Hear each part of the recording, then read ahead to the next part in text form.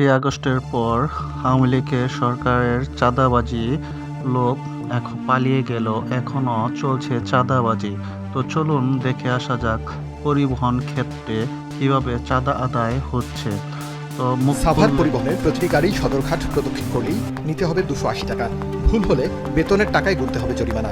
কে দিয়েছে তাকে? পরিবহন থেকে চাঁদা তোলার দায়িত্ব। টাকা যায় কোথায়?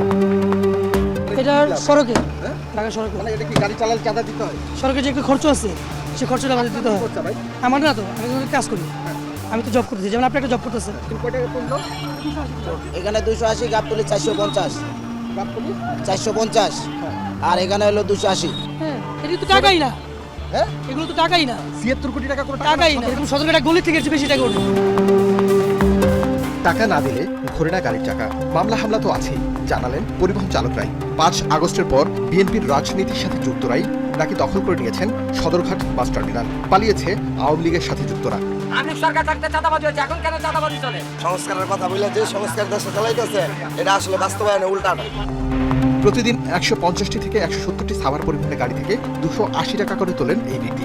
অঙ্কের হিসেবে 42,000 টাকা আয় দিনে। মাসের হিসেবে 12,60,000 টাকা আয় এখান থেকে। বছরের হিসেবে আয় 1,53,00,000 টাকা।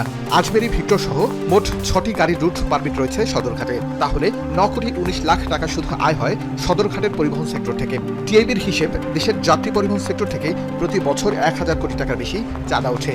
700 টাকা আমাদের টিভি চাঁদা আছে। টাকা নেওয়ার পর কি দেয়? আওয়ামী লীগ সরকারের আমলে রাজধানীর পরিবহন সেক্টরের চাঁদার একটি বড় অংশ যেত বাংলাদেশ সড়ক পরিবহন মালিক সমিতির হাতে। এখনো সড়কের টাকা যায় একই জায়গায়, শুধু পরিবর্তন এসেছে মানুষের। ক্ষমতার পালা বদলে সড়ক পরিবহনের দায়িত্বে বিএনপি ঘরানার রাজনীতিবিদরা। যে সব টাকা এখানেই পাঠায় দেয়, তাহলে কোম্পানিটা চলে গেল। তার অফিস, তার স্টাফ, তার প্রশাসনিক খরচ, তার গাড়ি থানায় গেলে থানা থেকে বাই করা। জুলাই বিপ্লবের পর আমরা ইউনিটে আসছি, আমরা সড়ক পরিবহনের দায়িত্ব নিচ্ছি। আমরা এসে কিন্তু প্রথম পুরা ঢাকা শহরের যত টার্মিনাল ছিল, যত এন্ড ছিল, আমরা সমস্ত জায়গায় আপনার চাঁদাবাজি বন্ধ করে দিয়েছি। সড়ক পরিবহনের সাধারণ সম্পাদকের দায়িত্বে থাকা সাইফুল ইসলাম বলেন, চাঁদার পরিমাণ আগের থেকে কমেছে। চাঁদাবাজের প্রকৃতিপক্ষ কোনো সংগঠন না, কোনো দলের লোক না, কিন্তু সময়ের সুবিধায় তারা এই জিনিসটা ব্যবহার করে, কেউ সংগঠন, কেউ দলীয় পরিচয়।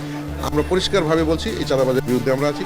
চাঁদাবাজির অভিযোগ পেলে দলমত আওয়ামী লীগের চাঁদাবাজি দল বিতাড়িত হয়ে যাওয়ার পরও দেশে এখনও থেমে নেই চাঁদাবাজি। তো চাঁদাবাজি পরিবহন ক্ষেত্রে বিভিন্ন জায়গায় নেওয়া হচ্ছে। যদি না দেওয়া হয় তাহলে গাড়ি চাকা ঘুরছে না। তো সেই প্রসঙ্গেই জানানো হলো। এই রকম নিত্য নতুন ভিডিও পেতে নিউজ বাংলা 1218 সাথে থাকুন।